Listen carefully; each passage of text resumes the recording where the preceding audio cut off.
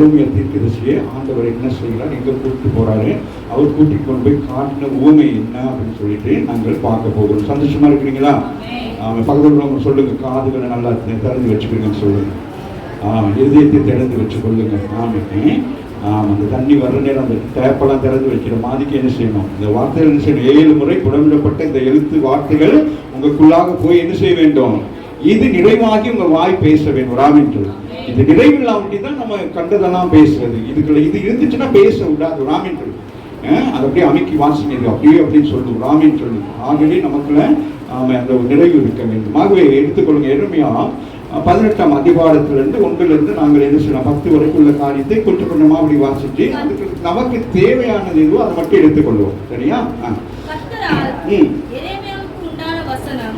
கர்த்தரால் உண்டாகிறது. ராமின் சொல்லு தீர்க்கதரிசிகளுக்கு அன்றைக்கு கர்த்தரால் உண்டாகிறது. கடந்த நாட்கள் எசேக்கியேலை பார்த்தா அவன் எசேக்கியேலோட ஆண்டவர் என்ன செய்யறான், சில காரியங்களை பேசுகிறார், சில காரியத்தை அனுபவபூர்வமாக சில காரியத்தை காட்டுகிறார், ஒரு மோடலேஷனாக சில காரியத்தை நமக்கு காட்டுவார். ராமின் அதுபோல இங்கே எரேமியா தீர்க்கதரிசியை குறித்து எரேமியா அவன் யூத ஜனங்களுக்காக அவர் என்ன செய்கிறார், புலம்பிக் கொண்டிருக்கிறார்.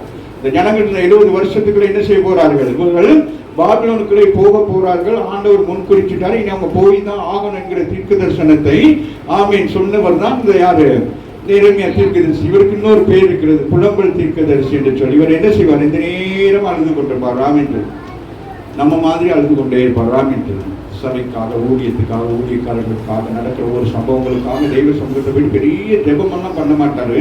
போயிட்டு ஓன்னு என்ன செய்வாரு, அழுது கொண்டே அழுவார் போல இருக்க. வாசிங்க. நீ என்ன செய்யணும், எழுந்து போ. குயவன் வீட்டுக்கு போ. குயவனா தெரியும் தானே, பானை செய்கிறவர்கள், பானை செட்டு செய்கிறவர்கள். குயவன் வீட்டுக்கு போ, அங்க நான் பேசுவேன் அப்படிங்கிறார். ராமின் சொல்லு.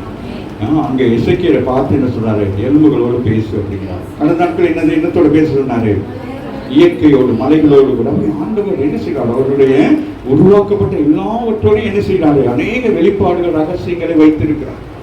உயர் வீட்டுக்கு போ, நான் என்ன செய்வேன், அங்க போனோன்னு பேசுவேன் அப்படிங்கிறார். ராமின் பவுல் கேட்கிறார், ஆண்டவரே நான் என்ன செய்ய சித்தமா இருக்கிறேன்னு சொல்லி. நீ போ, அங்க போயிட்டு காத்துரு, நான் என்ன செய்வேன், நான் பேசுவேன் அப்படிங்கிற. ராமின் சொல்லி அவர் காத்து இருக்கிறாங்க. உபவாசித்து குருடனாக இருந்து உபவாசி ஜெபித்துக் கொண்டு ஆண்டவர் சொல்லுகிறார். அங்க தீர்க்கதரிசி அனுப்பி என்ன சொல்றாரு, அங்கே ஒருவன் என்ன செய்து கொண்டிருக்கிறான், ஜெபம் பண்ணி தரிசனம் பார்க்கிறான். ராமின் சொல்லுங்க. கர்த்தருடைய பிள்ளைகளாகி நீங்க ஜெபத்திலே இருக்கக்கூடாது, ஜெபத்தின் மூலம் தரிசனங்கள் பார்க்க வேண்டும். ராமின் சொல்லு வெளிப்பாடுகளை பார்க்க வேண்டும். இந்த கடைசி நாட்களில் அப்படிப்பட்ட ஜெபம் தான் இந்த தேசங்களுக்கு, உலகத்துக்கு தேவையாக இருக்கு. ஆமாவா இல்லையா?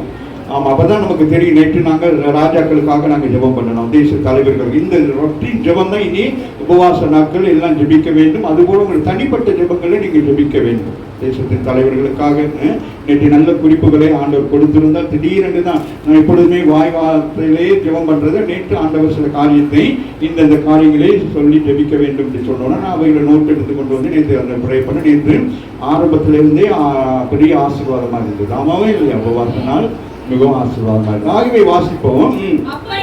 அப்படியே எப்படி ஆண்டவர் சொன்னபடி நீ எழுந்து என்ன செய்ய வேணும், குயவன் வீட்டுக்கு போகிற நேரம் நம்ம வேற எங்கேயும் போயிடக்கூடாது. நீ குயவன் வீட்டுக்குன்னா அந்த பானை சட்டி செய்யற வீட்டுக்கு போகாம நீங்க எங்க போயிடக்கூடாது, சிக்கன் கடைக்கு போயிடக்கூடாது. இப்போ ஞாயிற்றுக்கிழமை ஓய்வு நாள்னா சபைக்கு வான்னு சொன்னா அப்படியே சபைக்கு வந்துட்டு வேற எங்கேயும் ஓடி போயிடக்கூடாது. ராமின் அங்கே ஏதாச்சும் மெஜிக் செஞ்சுக்கிட்டு அங்கே போய் நின்றுக்கிட்டு இருக்கக்கூடாது. ராமின் அப்படியே நம்மளுடைய நடத்துதல். ராமின் அவனுக்குரிய பிள்ளைகளாகிய எப்படி எரோமியாவை நடத்துகிறாரோ அது போலதான் உங்களை என்னை நடத்துகிறார். அந்த சத்தம் நாம் கேட்க வேண்டும். ராமின் அது மிக முக்கியமானது. ஆகவே அந்த சத்தத்தின் படிதான் நாங்கள் என்ன செய்ய வேண்டும், நடத்தப்பட வேண்டும். ஆகவே வாசிக்கிறேன். அப்படியே நான் குயவன் வீட்டிற்கு போனேன், இதோ அவன் திரிகையினாலே வணந்து கொண்டிருந்தான். அங்க போன என்ன செய்யறாரு, அங்கே ஒரு வேலை செஞ்சு சொல்லுங்க, செய்யற நேரம் ஆண்டவர் ஆதாமை உருவாக்குற பொழுது அது அழகாக இருந்தது. ராமின் சொல்லுங்க. ஏவாளை உருவாக்குகிற பொழுது அது மிகவும் அழகாக இருந்தது. அதுவும் நம்ம இருக்கணும்னு இது எப்படி மனைவி எப்படி நான் ராமின் சொல்லுங்க பார்த்தா சிறப்பாக இருக்கும். ஆமாம், இந்த பைபிள் கிளாஸ்லாம் உங்களுக்கு கொடுக்க நான் பார்க்குறேன், ஒருத்தரே வர மாட்டேங்க. நல்ல இன்ட்ரெஸ்டிங்காக இருக்கும் வேதத்தை. ஆமாம், ஆழமான சில சத்தியங்கள்லாம் அப்படி நல்லா சிரித்து பேசிட்டு ஆரம்ப நாட்கள் இந்த ஊர்கள்லாம் நல்ல வந்தீங்கல்ல, இவங்கெல்லாம் வந்தாங்களே, அந்த மாதிரி நீங்கள்லாம் என்னது கற்றுக்கொள்ளுங்க பார்ப்பேன். நல்லா இருப்போம், நெருக்கமாக இருப்போம். ஊழியத்தில், ஆவிக்குரிய ஜீவியத்தில், வேதம் இதுகளில் நெருக்கமாக இருக்கும். மற்ற நெருக்கங்கள்லாம் வேணும். சும்மா வந்து வெட்டியாக நின்று அங்கே அது இங்கே இது அதெல்லாம் பேசாமல் இந்த இதுக்குள்ளே வாங்க, பார்ப்போம் என்ன நடக்குன்னு சொல்லிங்க. பாருங்க, குயவன் மட்பாண்டம் அவன் கையிலே கட்டி போயிட்டு என்ன ஆயிட்டான்? கையில இருக்கிற பொழுது அப்ப அவன் மனசுக்குள்ள என்ன நினைக்கிறான்? இதை ஒரு அழகான என்னது, ஒரு அழகான ஒரு பாண்டமாக நான் உருவாக்க விரும்புகிறேன். அதே கான்செப்ஷன்ல என்ன செய்து கொண்டிருக்கிறான்? அப்படியே ஒவ்வொன்று அச்சு அடையாளமாக அதை பார்த்தீங்கன்னா ஆசையா இருக்கும். அவங்க அந்த மனம் போன போக்கில் செய்ய மாட்டாங்க. கொஞ்சம் கைப்பிடி செஞ்சா கூட என்ன ஆயிடும்? அது மாறிடும். ராமன் சொல்லுங்க. அதனால அவன் அப்படியே கவனமாக தான் செய்து கொண்டே இருக்கிறான். ஆனால் அந்த மண் என்ன செய்வாங்க? இன்னைக்கு நாங்கள் சங்கீதத்தில் வாசித்தது போல 7 முறை புடமிடப்பட்டது தானே தேவனுடைய வார்த்தை. இங்கே மண்ணானது என்ன ஆகுறது? அவர் கையில வளைந்து கொண்டிருக்கிற பொழுதே போயிட்டு ராமிக்கு. அப்ப எப்படி இருக்கும் அவனுக்கு? இப்ப நீங்க ஏதோ ஒன்று செஞ்சுக்கிட்டு இருக்கீங்க, இப்ப ஏதோ ஒரு பொருளை நீங்க வேற விதமா போயிட்டா எப்படி இருக்கும்? உங்க பிள்ளைகளை நீங்க வளர்க்குறீங்க, அந்த பிள்ளைகள் உங்க கைக்குள்ள இருந்துகிட்டே ஏதோ ஒரு காரியத்தை செய்துட்டா நீங்க எப்படி சந்தோஷப்படுவீங்களா? கை கொடுப்பீங்களா? நல்லதுமாக அப்படி என்ன செய்வீங்க? அது போலதான் இங்க ஒரு காரியத்தை நடத்துவது ரகசியம். பாருங்களேன், அவருக்கு கூப்பிட்டு வச்சு பேச இயலாதா? விளங்க வைக்கிறார். என் ஜனங்கள் எப்படி இருக்கிறார்கள், நான் அவர்களை எப்படி வளைந்தேன், அவர்களை எப்படியெல்லாம் நான் பராமரித்தேன், அவர்களை செய்வது. ஏன்னா சும்மா இல்லை, என்னது அந்த மண் குடம் செய்யணும். எப்படி செய்வாங்க? அந்த மண் பாத்திரம், அந்த மண்ணை சலித்து அதுக்கு இருக்கிற கற்களை எடுத்து போட்டு அப்படி எல்லாவற்றையும் செய்து அந்த மண்ணை என்ன செய்வாங்க? கையில் பண்றது. அது நான் சொன்னபடி தான் இலகுவாக இருக்கும். ராமின் சொல்லுங்க. ஒரு அப்படியே அந்த அவன் சொன்னபடியே அது நடக்கும். ராமின் சொல்லுங்க. அவன் நினைப்பின்படியே நடக்கும். ராமின் சொல்லுங்க. ஆனால் இதுவோ அவன் கையில இருக்கிற பொழுதே கெட்டு போயிட்டு. அப்பொழுது அதை திருத்தமாய் செய்யும்படிக்கு தன் பார்வைக்கு சரியாய் கண்டபடி குயவன் அதை திரும்ப வேறே பாண்டமாக வளைந்தான். எல்லாரும் ஆண்டவருக்கு உகந்தவர்களாய் உங்களை என்னது செதுக்கி எடுக்கிறார் ராமேஸ்வரர். ஆனால் நீங்க அவர் கைக்குள்ள இருக்கிற நேரமே என்ன செஞ்சிருங்க? வேற ஒரு பாண்டம் ராமேஸ்வரர். உங்களுக்கு கொடுத்திருக்கிற ஒரு தாளந்துனா அந்த தாளந்தை நீங்கள் பயன்படுத்த வேண்டும்.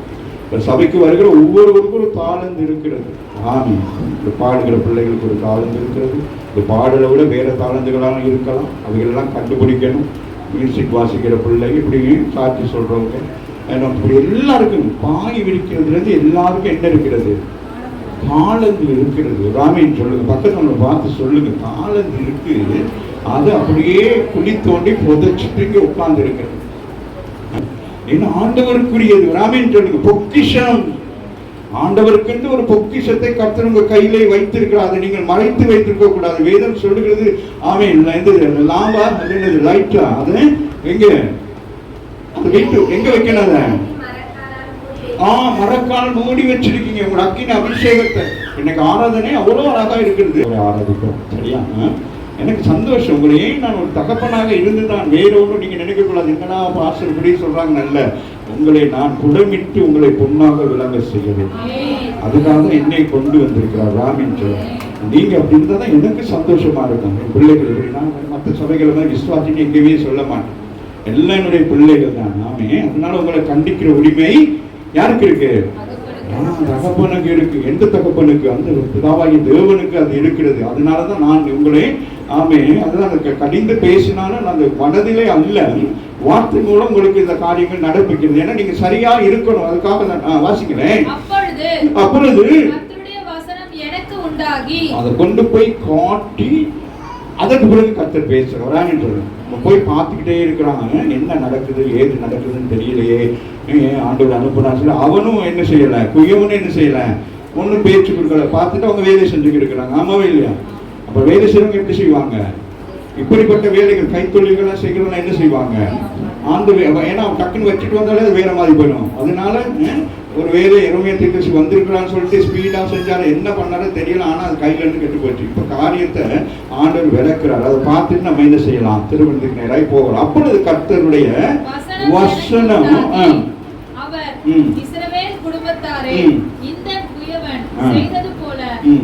பாருங்க என்ன சொல்றாருன்னா, அப்பொழுது கர்த்தருடைய வசனம் எனக்கு உண்டாகி அவர் இஸ்ரவேல் குடும்பத்தாரை, நீ பார்த்து கொண்டிருக்கிறது மண்ணல்ல, குடமல்ல, இது ஒரு சந்ததி, இது ஒரு ஜாதி.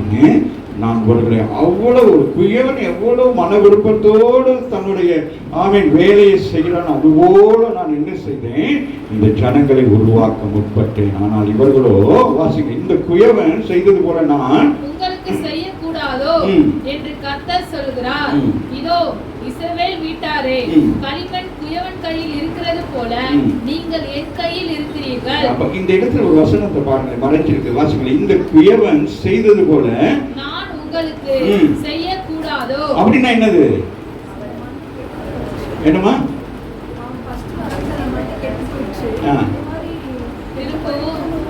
திரும்பவும் உங்களை என்ன செய்யும்? உங்களை திரும்பவும் நான் கட்டுவேன் என்று சொல்லுவேன். உங்களை அப்படியே விட மாட்டேன். என்னது? ஏனோ தானோ செஞ்சு ஒன்று வைக்க மாட்டேன். நீ யார், உன்னை எப்படி நான் அழைத்தேனோ அந்த இடத்துக்கே உன்னை கொண்டு வருவேன் சொல்றான். அதுதான் சொல்றார். குயவன் அவன் என்ன செய்யலாம் தெரிஞ்சா, நான் குயவன் அல்ல, நான் உண்டாக்குன தேவன் வராமன் சொன்னான். ஆகவே சில ஜனங்களை பார்த்து சொல்லுகிறார். வாசிக்க, இஸ்ரவேல் குடும்பத்தாரே, இந்த குயவன் செய்தது போல நான் உங்களுக்கு செய்யக்கூடாதோ என்று எனக்கு முடியும். உங்களை என்ன செய்ய முடியும்? உங்களை ஆக்கவும் முடியும், உங்களை அழிக்கவும் முடியும், உங்களை உண்டாக்கவும் முடியும், உங்களை உருவாக்கவும் முடியும், உங்களை என்ன செய்ய முடியும்? எல்லாமே செய்யும் எனக்கு முடியும். எனக்கு எல்லா அதிகாரம் இருக்கு. ஆனால் நான் அப்படிப்பட்டவர் அல்ல என்று சொல்லுகிறான். ஏன்னா ஆண்டவர் அவர் தகப்பன் ராமின் சொல்லுங்க. ஒரு பிள்ளை கெட்டு போன தகப்பனை விட்டுருவாங்களா? கை விட்டுருவாங்களா? என்ன செய்வாங்க? அந்த சங்கீதத்தில் வாசித்தது போல எந்த பிள்ளைன்னு அப்படிப்பட்ட சூழ்நிலைக்கு போயிட்டு அது மேலதான் என்ன செய்வாங்க? ஃபுல் அஃபெக்ஷன் எடுத்து அந்த பிள்ளைக்கு ஒரு என்ன செய்வாங்க? ஒரு வாழ்க்கையை ஏற்படுத்தி கொடுப்பாங்க. தவறி விழுந்துச்சுன்னு அப்படியே விடுவதில். அதுபோல இந்த கால வேளையில கர்த்தர்களோடு கூட பேசிக் கொண்டிருக்கிறார்.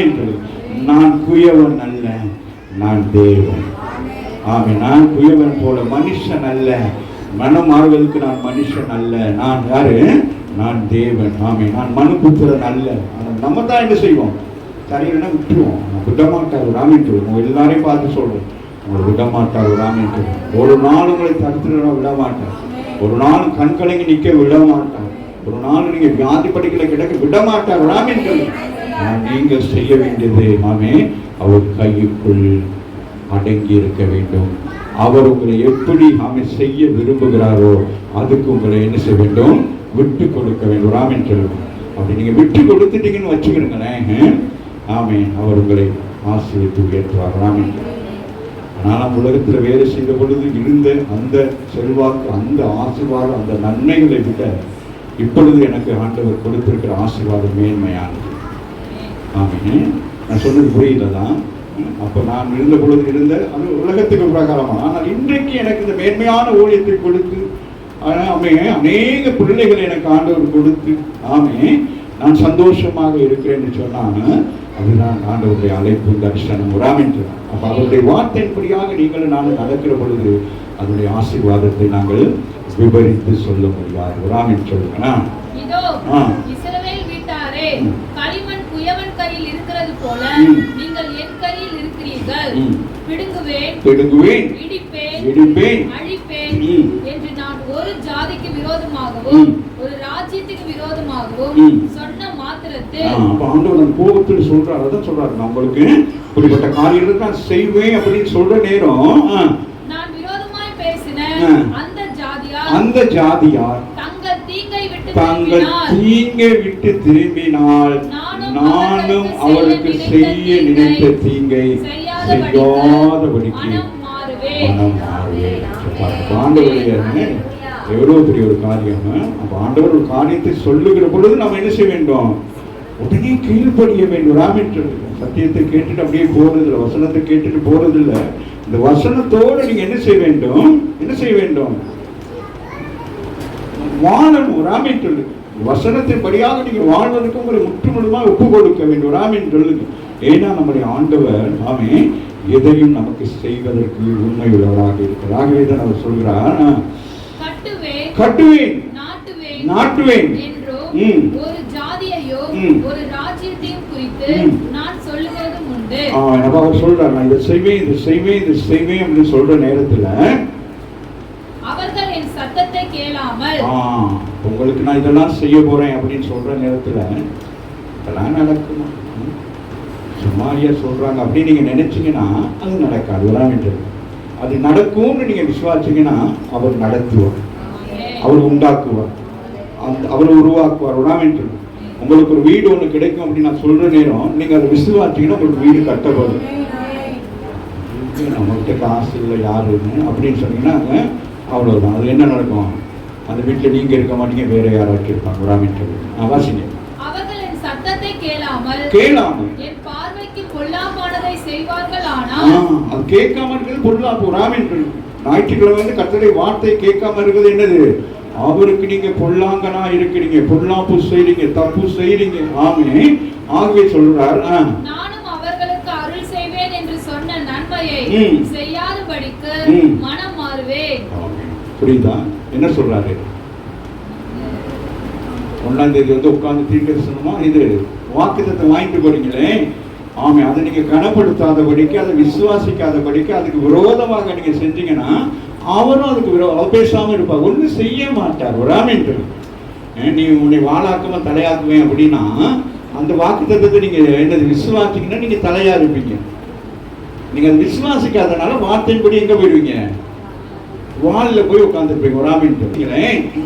அவர்களுக்கு அருள் செய்வேன் என்று சொன்ன நன்மையை அந்த வாசனை எத்தனை வசனம்? என்னமா 10. என்ன சொல்றாரு பாருங்களேன். அவர்கள் என் சத்தத்தை கேளாமல் என் பார்வைக்கு பொல்லாப்பானதை செய்வார்கள். ஆனால் நானும் அவர்களுக்கு அருள் செய்வேன்.